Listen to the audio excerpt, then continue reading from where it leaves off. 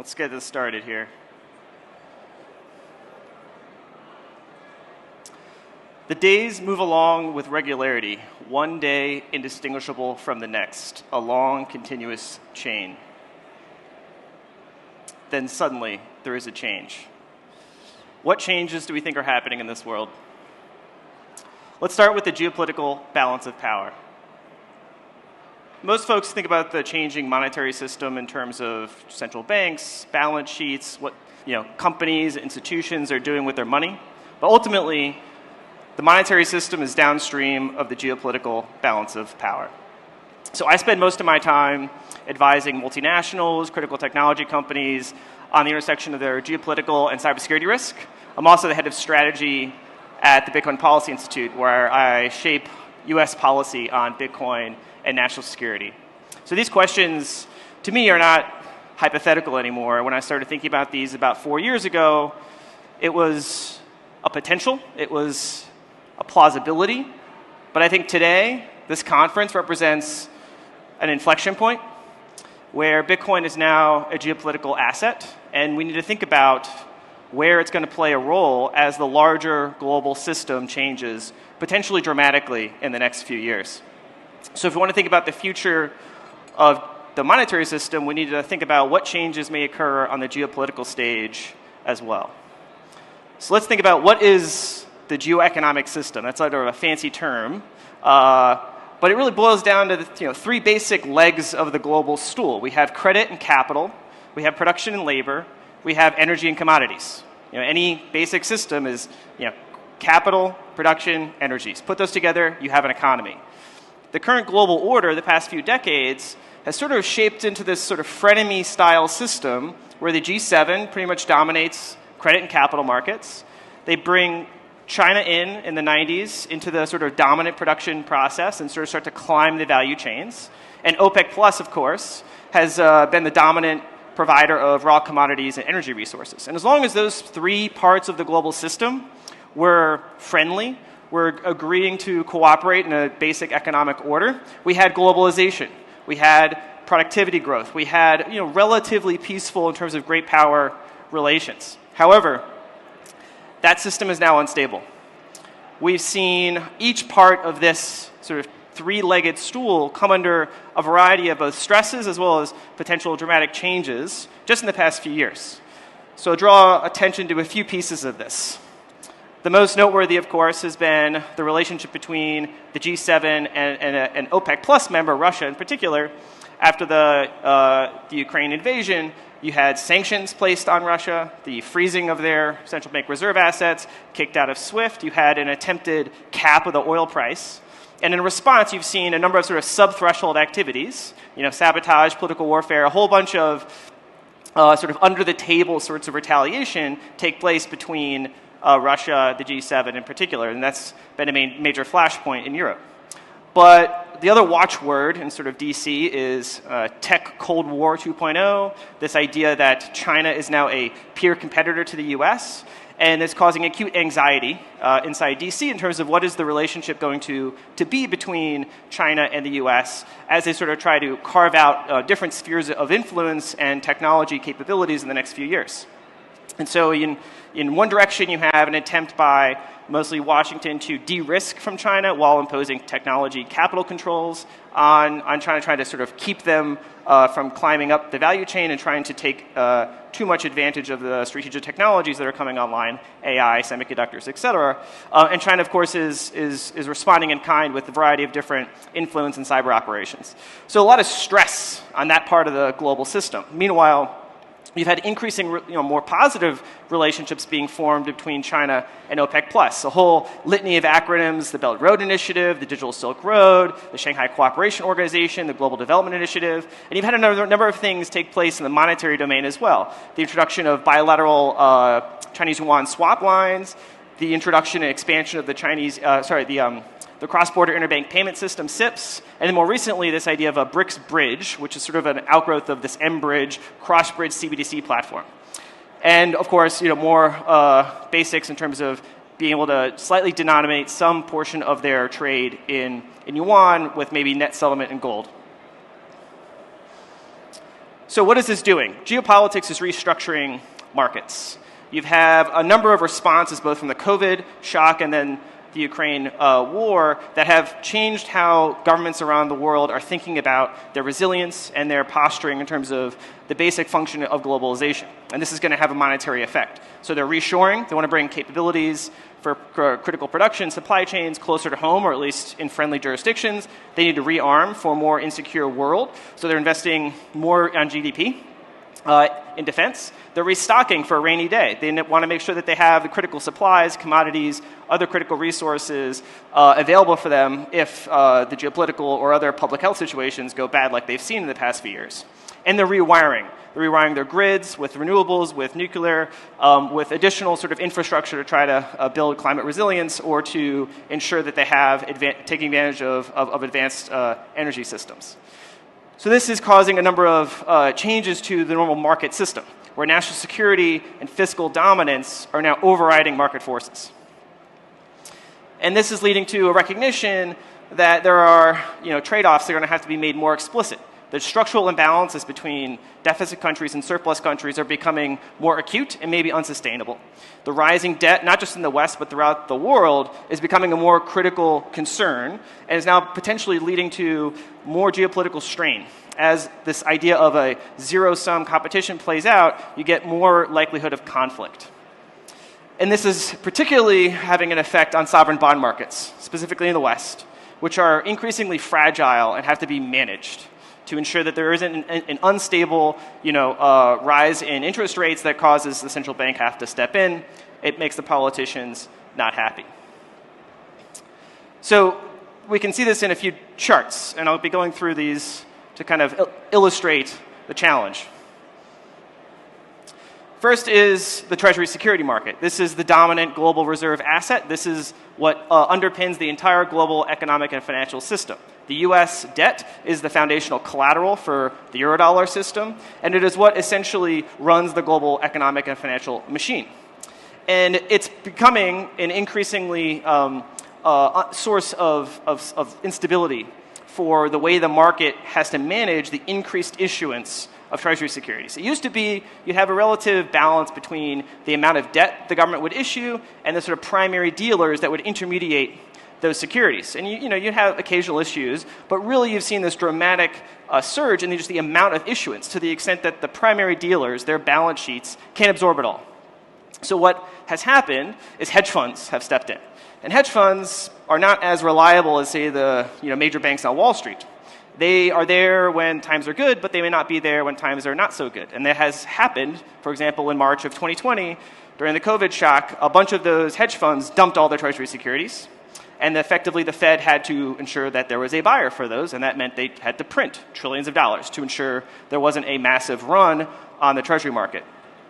So this is a concern. Policymakers are trying to put in place a variety of sort of technical tricks and sort of duct taping the Treasury market back together.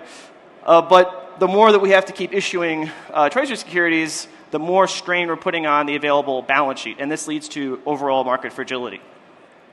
The other key effect that this is having, just the amount of debt the U.S. government is having to print, is it is squeezing out critical fiscal space at the same time that you have these geopolitical and national security concerns coming in. Where right now, the U.S. government is spending more on interest payments than on the Department of Defense. And so this doesn't have to be spelled out like rocket science. You show this to a general and they go, we have a problem. We can't be spending more on our interest costs than on our national defense. This will not be sustainable. And this is increasingly being seen inside DC as a national security risk. Examples. There's a major initiative underway inside the Pentagon to assess what is the capacity of the defense industrial base to produce the key munitions they think they need in case of a conflict. And as the conflict in Ukraine has shown, as the conflicts in the Middle East has shown, there's scarce assets to deploy, and there's a massive backlog of orders and limited industrial capacity to produce.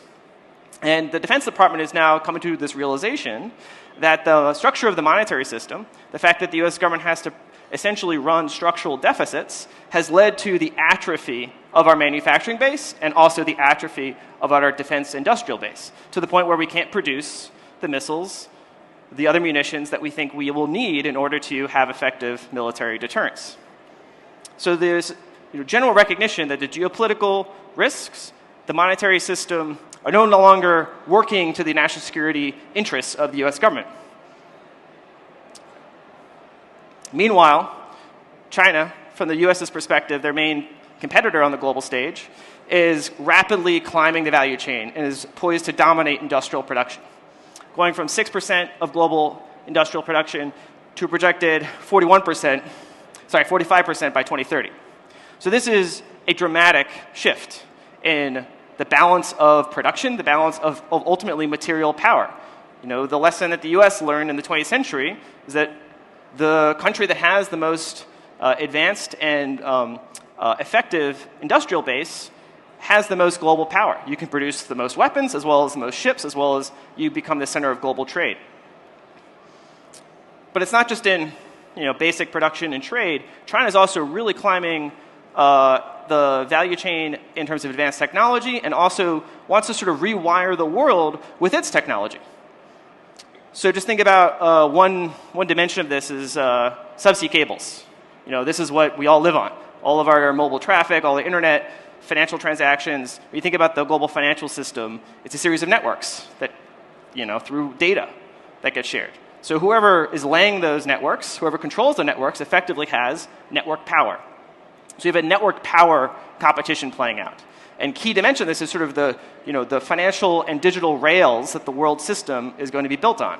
And China is aggressively deploying their own technology, their own rails, to rewire the world in a way that connects to it, connects to its companies, connects to its geopolitical interests. And one key example of this in the monetary domain is Enbridge. So this is somewhat of a niche topic in central bank circles, but it's been in development for a number of years now.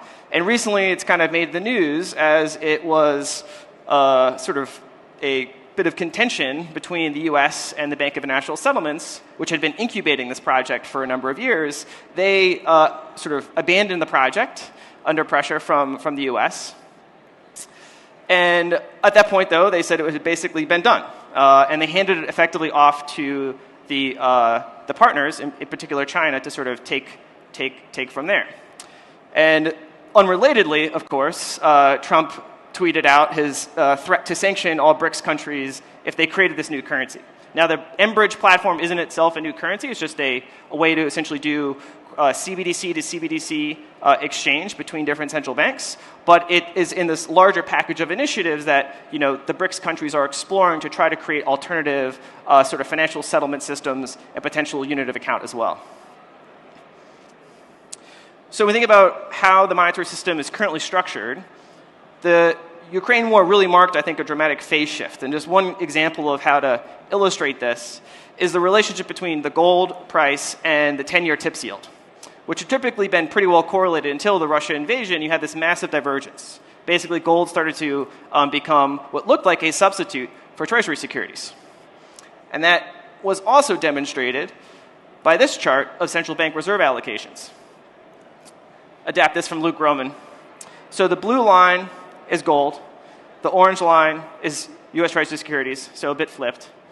But you can see that around that same time, the Ukraine war, there started to be this divergence, and that divergence has pretty much maintained itself between how central banks are building their reserves of gold versus their reserves traditionally of U.S. Treasury securities.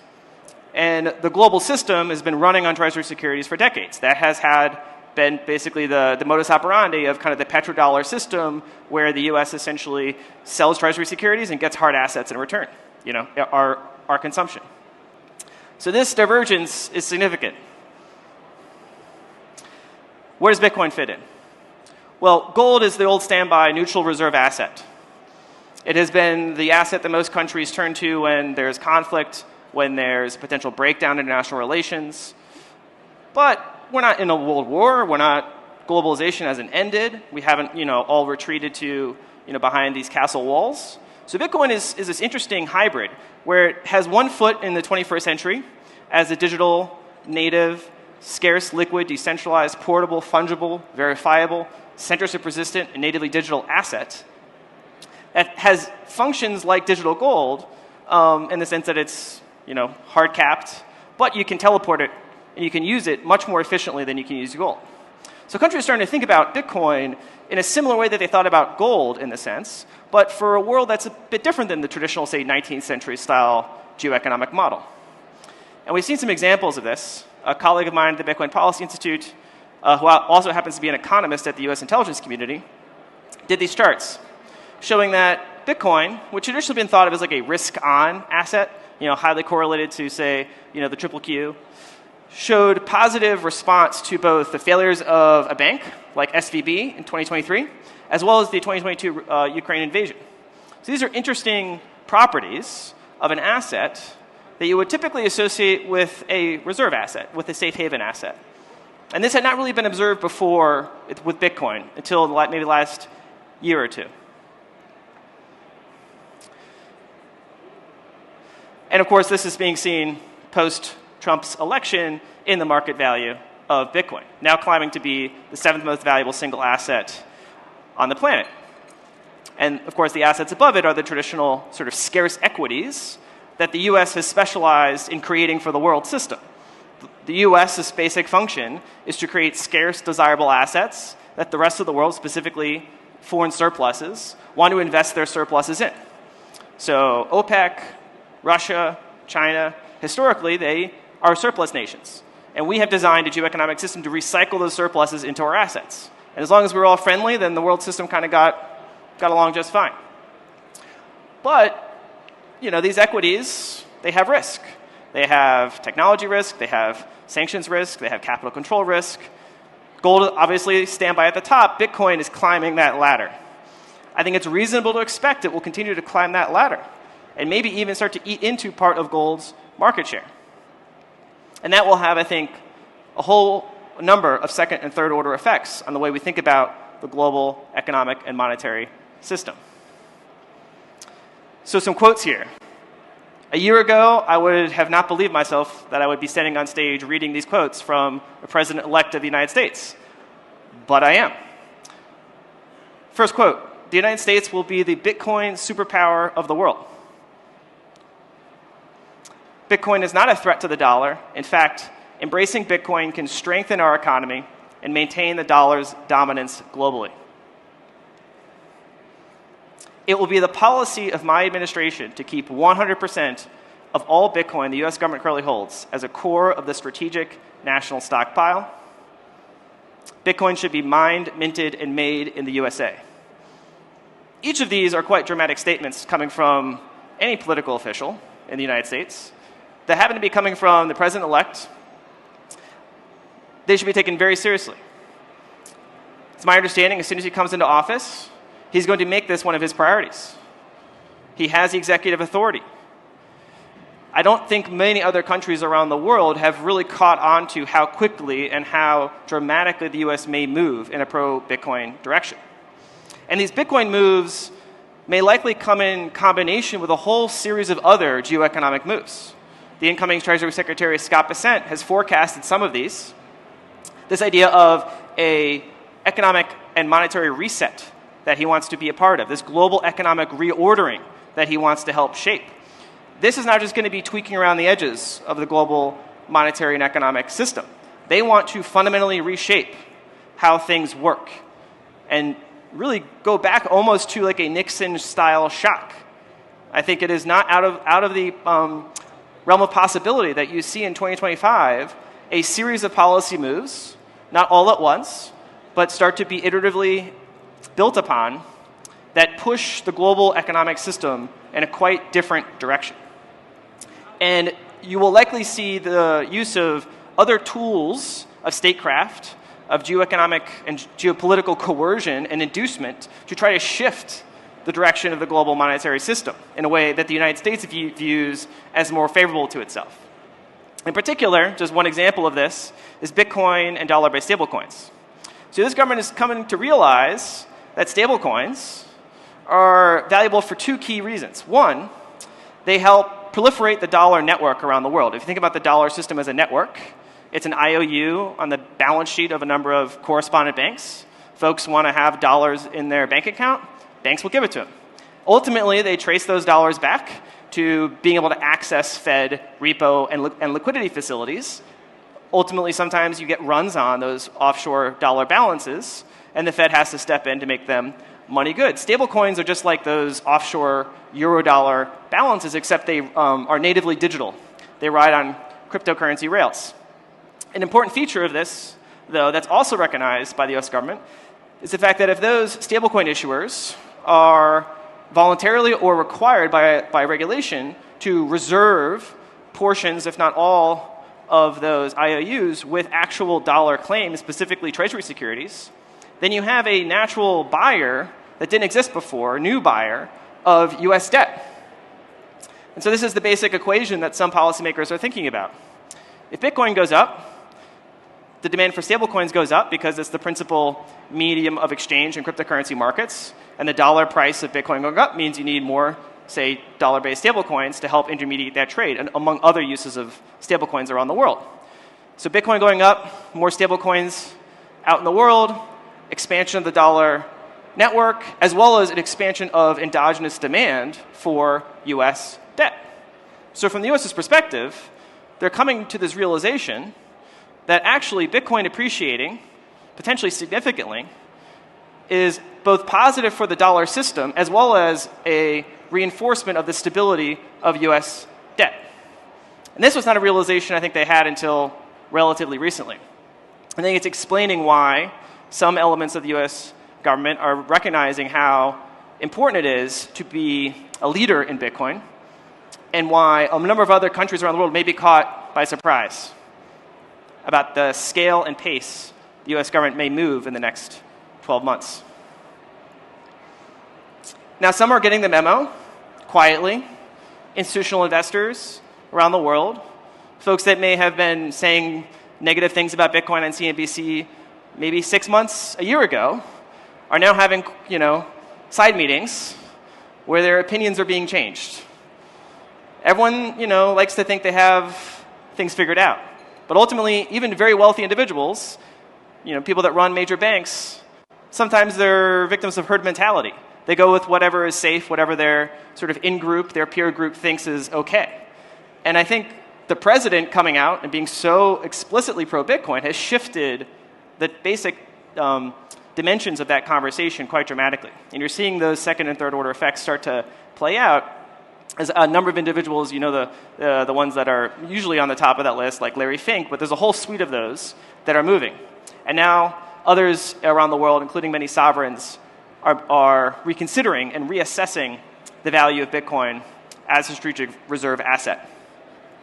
So this is, I think, going to be an increasingly important focus area for not just Bitcoiners, but increasingly national leadership in the next year.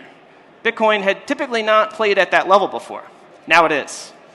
And I think most of the world hasn't really caught up to how quickly and how dramatically this could play out. So the Bitcoin race is now on. Thank you.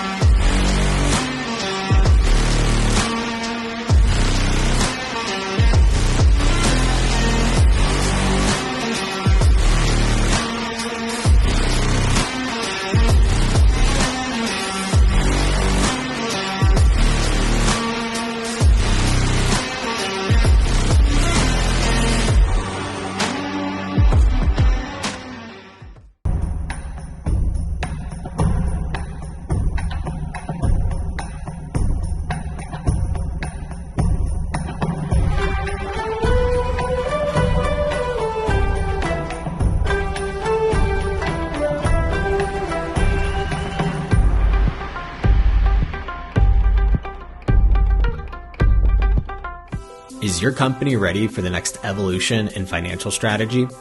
Bitcoin for Corporations is your partner in securing the future of your business. With exclusive membership benefits, our comprehensive masterclass, and a network of trusted service providers, We provide the insights and resources to help you incorporate Bitcoin into your financial strategy, ensuring stability and long-term value. Strengthen your business. Innovate with confidence. Bitcoin for corporations, protecting your treasury and positioning you for the future.